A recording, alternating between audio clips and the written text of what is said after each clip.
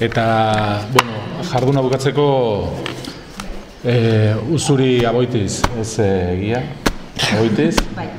Bueno, nik Andonik esan dabe moduan, enoia esplikaten guk kapitalismoan daukagun arazoa lanaz dela. Lana kapitalismoen barruan kokatzen den esparruetako bada, lana prekaritua da, baina guk daukagun arazoa bizitaz da, eta bizitza da gero eta prekarizua kapitalismoetan. Eta hori azaltzeko, ideia nagusi hori azaltzeko, engotena da lehengo irakurketa bat etxeko gako batzuk azaldu, gero kritikia luzatu bai politika neoliberalari, baina bai txabe bai eskerrari, zelan ulertu da ben gaur egun kapitalismoa, eta amaitzeko feminismo apurtzaietik nundik egin dizen proposamenak. Eta hau dana, ohartxu baten jat esan da, honen oiala esaten egoeria superreskasa da eta gainera emakumeak txarro gaoz. Helburua feminismoa ez da hori, helburua da ekonomian lektura orokor bat etxia, paradigma ekonomiko guztia aldatzia. Orduan, gaur egungo egoeria kontuan hartzeko, ekonomia feministetatik proposatzen da 4 puntotan fijatzeko. Bat da, supuesto neoklasikoak, hau da, sistema kapitalista bat pasaten da teoria ekonomiko baten, teoria neoklasikoa. Eta horrek dauko supuesto batzuk. Supuestetako bat da, pertsonak autonomua garila, eta pertsonak ez daukagula behar izanik, hau da, gozela dispuestoia lanera juteko.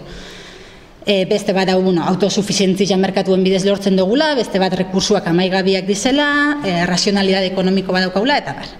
Hori txango zen, punto bat kontuan hartu berko genula, gaur egungo sistemia aztertzeko. Bigarren puntua da, indogula paralelismo bat ekonomia eta merkatuen artean. Gaur egun, bardina nahi da bezan, ekonomiari buruz pentsatzen dugunean, pensamos en merkado.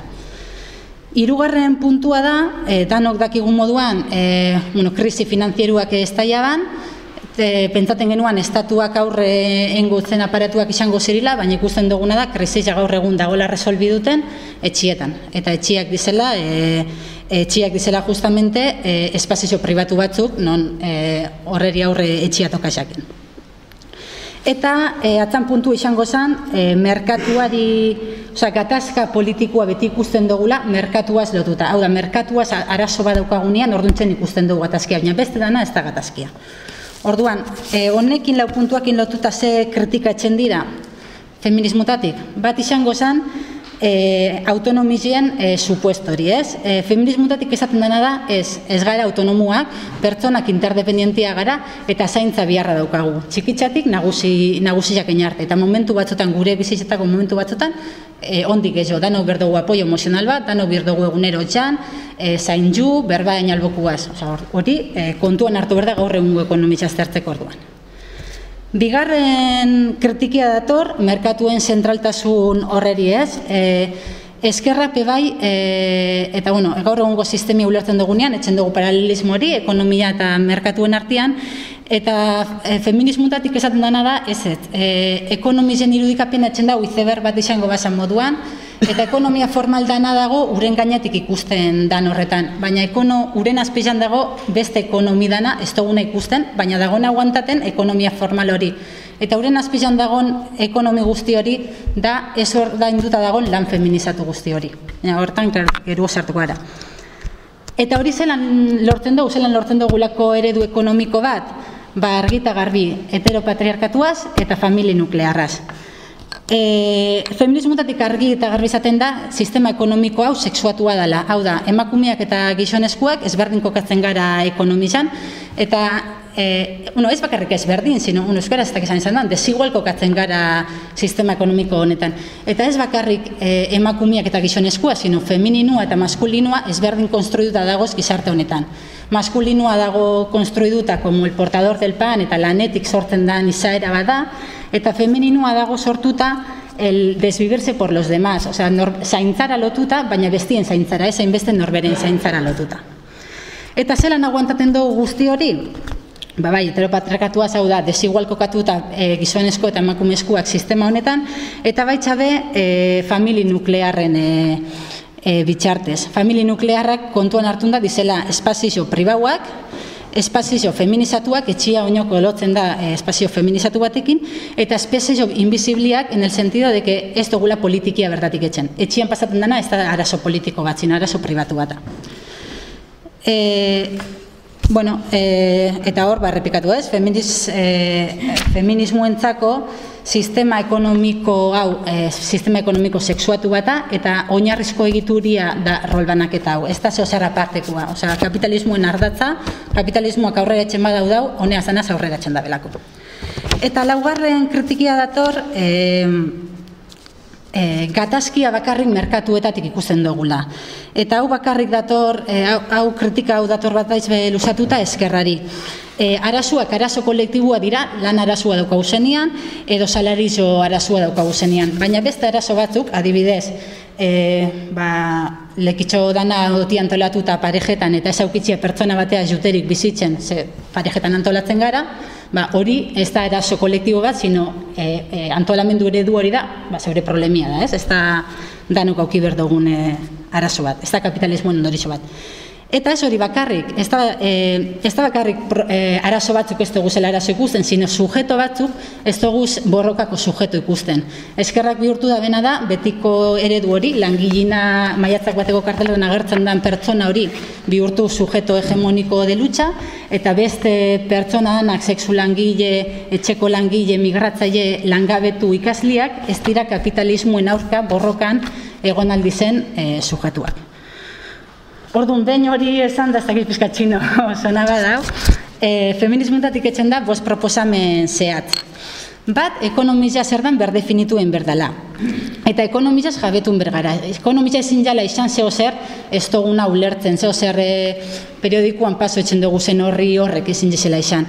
Ekonomia ez da indize bursatibal, da ekonomia da egunero zelan antolatzen dugun gure bizitza. Tortilla de patatas bat etxen badugu con aceite de oliva edo con aceite de girasol. Noreaz nahon bizitzen, noreaz kontsumiduto duten. Guzti hori ekonomia da eta horreaz konturatun bergara.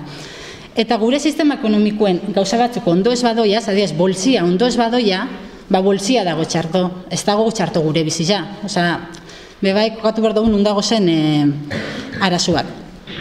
Bigarren proposamena feminismoetatik etxen dena da, hasi bergarela zehazten, zer dan nahi duguna, ez? Zer nahi dugu bueltatu 2008 orduko egoerara, krisiak ez daia orduko egoerara, ze bai egin dugu asko, abantaia batzuk egongo ziren lehen, baina idealizan jogu asko ebai, ze egoeratan gaua zan lehen.